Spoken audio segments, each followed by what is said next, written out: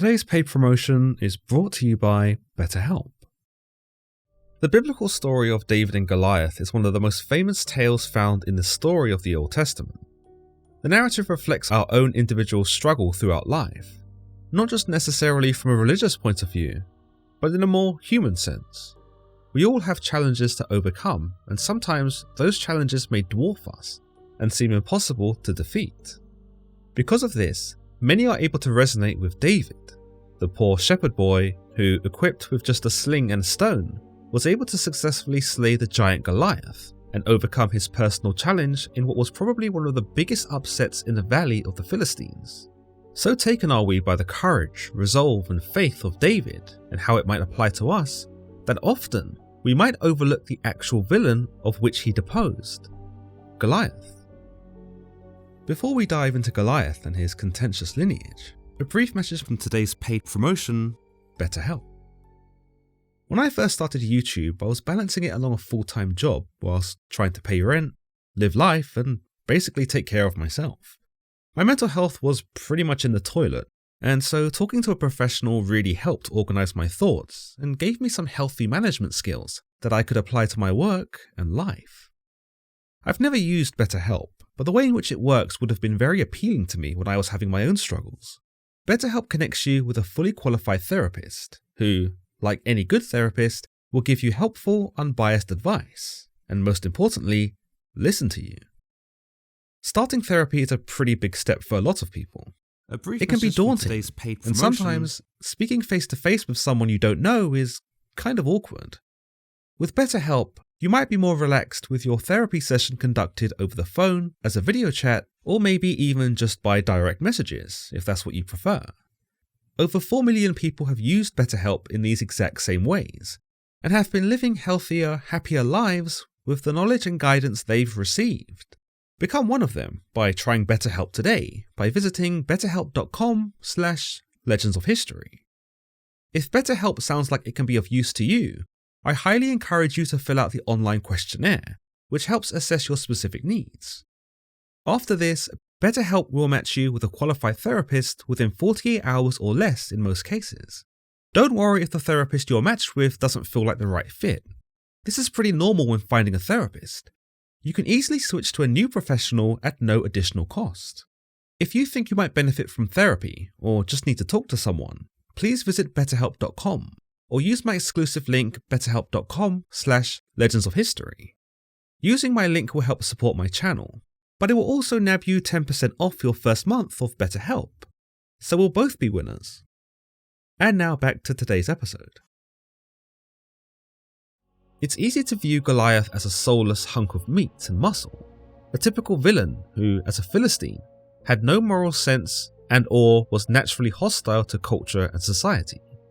In some sense, Goliath is only assembled in the narrative as this big bad brute to essentially make David look good, and to show us that despite his size, strength, and tremendous intimidation over the Israelites, was still foiled by a mere shepherd.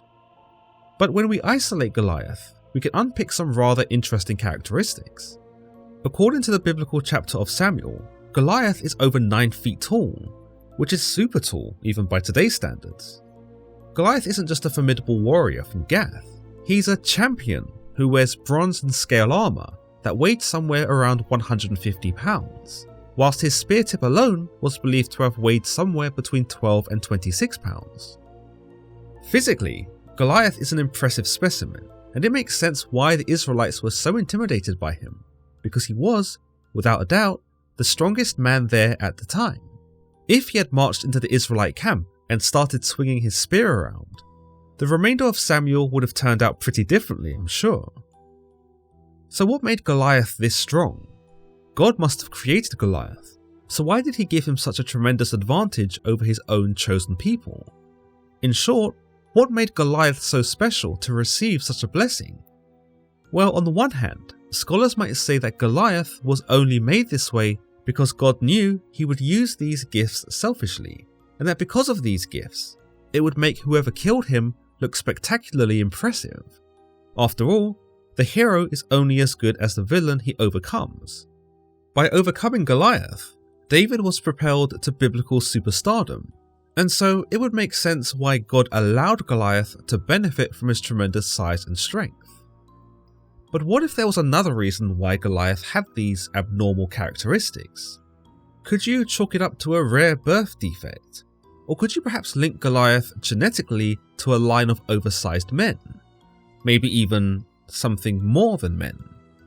Not for the first time have I heard efforts to connect Goliath the giant with that of a different sort of giant, ones who existed before and apparently after the flood. With such size and strength and evident destructive menace, it doesn't seem too outlandish to consider the idea as to whether Goliath was a Nephilim, or perhaps may have descended from them. The Nephilim were once believed to be hideous, monstrous, unholy giants that, according to some beliefs, came about after the forbidden union between mankind and fallen angels. These biblical offspring were essentially half human and half angel, that were ugly, misshapen monstrosities that were not only violent and destructive, but also those that were bloodthirsty, wicked, and even cannibalistic. They possessed an insatiable appetite, eating all the crops of man, then the trees of the forests, then mankind itself, and later even each other. According to the apocryphal Book of Enoch, the Nephilim were the reason why God had to send the Great Flood in the first place, because these creatures had caused so much death and destruction that life on Earth was nearly wiped out. The Nephilim in the Bible, however, are barely even detailed, and certainly do not share the same atrocious characteristics as they do in the Book of Enoch. Here the Nephilim are mighty men, who in chapter 6 of Genesis are described as men of renown. The Nephilim were on the earth in those days, and also afterward, when the sons of God went to the daughters of humans and had children by them. They were the heroes of old, men of renown. This is the first mention of Nephilim in the Bible, where one argument suggests that the sons of God in this passage is referring to the very same fallen angels, sometimes known as watchers, that are found in the Book of Enoch, who transgress against God and mate with the mortal women to produce the Nephilim. Of course, this isn't explicitly specified here. In fact, this quote from Genesis doesn't actually refer to the Nephilim as giants at all, choosing instead to call them men. We later get the idea that Nephilim are giants because of the description of them in Numbers 13, where they are spotted by Moses' spies living in the land of Canaan. We can't attack those people. They are stronger than we are, and they spread among the Israelites a bad report about the land they had explored. They said, "The land we explored devours those living in it. All the people we saw there are of great size. We saw the Nephilim there. The descendants of Anak come from the Nephilim. We seem like grasshoppers in our own eyes, and we look the same to them." When we consider Genesis 6, God sent the flood to wipe out everything, including the Nephilim, though not exactly specified. We know from this account that nothing survived the flood, except for Noah and his immediate family, and all the animals aboard the ark. So we can safely presume that if there were Nephilim around in those days, they were vanquished here. However, in spite of this, the Nephilim are seen many years later here in Numbers 13 by the spies of Moses. Whether these were descendants of Nephilim that were actually in the land of Canaan is uncertain, as there is an idea that the spies might have exaggerated their report and embellished the size of the men they had seen. You'll notice the Bible specifies that this was a bad report. If they were being honest though, then these Nephilim, which the spies note were the descendants of Anak, did somehow survive the flood, or were somehow born after the flood. This Anak was believed to be an obscure figure that is mentioned in the Bible. According to the Book of Numbers, Anak was the forefather of the Anakim, a Rephaim tribe that is later detailed in Deuteronomy 2:11. It should also be noted that the word Anak served as a homophone in Hebrew, meaning either long neck, necklace, or perhaps coincidentally, giant. This has led many to believe that Anak and his descendants, as well as the Rephaim tribe, sometimes described as Rephaim, were indeed taller than the average man. But whether these men were Nephilim, or descended from Nephilim, still remains up for some debate. It's also possible that the spies who had seen the descendants of Anak were so astonished by their size that they automatically exaggerated their sighting by categorizing them as Nephilim. Still, some disagree that the spies were exaggerating at all, because if we harken back to Genesis chapter 6, we are told specifically that the Nephilim were on the earth in those days and also afterward. This isn't the only time we see the Rephate tribe, or the Rephaim, detailed as being giants. In Deuteronomy 3:11, we are told of the Og king Bashan, who was the last remnant of the Rephaim, whose bed was built for a man that was surely over 10 feet tall. We are told, Og king of Bashan was the last of the Rephates. His bed was decorated with iron and was more than 9 cubits long and 4 cubits wide. It is still in Rabbah of the Ammonites. In the second book of Samuel, chapter 21, we also see the demise of several Rephate warriors, all said to be descended from Rapha, specifically Goliath's brother Lami, who is slain by Elhanan.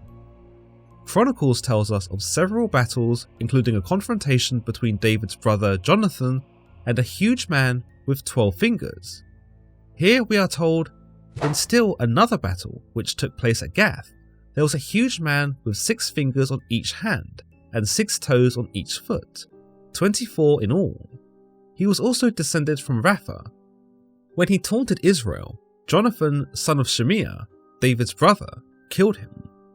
It should be noted here that despite all these encounters with the Rephates, or the Rephaim, the Bible never specifies that these are Nephilim, nor that they are descendants of Nephilim.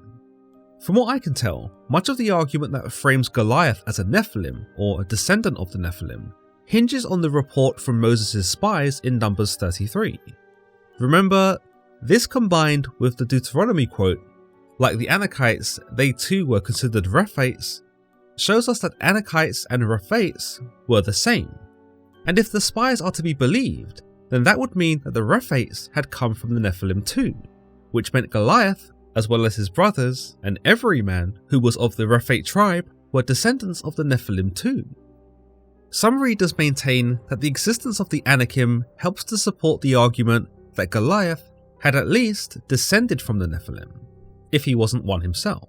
Because though Goliath is mentioned as originating from the city of Gath in Samuel 17:4, we are also told in Joshua 11:22 that no Anakites were left in Israelite territory. Only in Gaza, Gath, and Ashdod did any survive. This confirms for us that the Anakim were living in Gath at one point, and allows for speculation that because this is where Goliath was from, who was also a giant, then it's probable he was an Anakite, who according to the spies of Moses would make him also a descendant of the Nephilim. This argument is often dismissed, however, by modern scholars, who would argue that whilst it is possible to trace Goliath's heritage back to Anak, on account of the Anakites living in Gath, it is not possible to trace Goliath's heritage back to the Nephilim, because the only reason to believe the Anakites were descended from the Nephilim at all was because of the spies' report in Numbers, which, as you might imagine, is not the most reliable, considering how contested it has since become.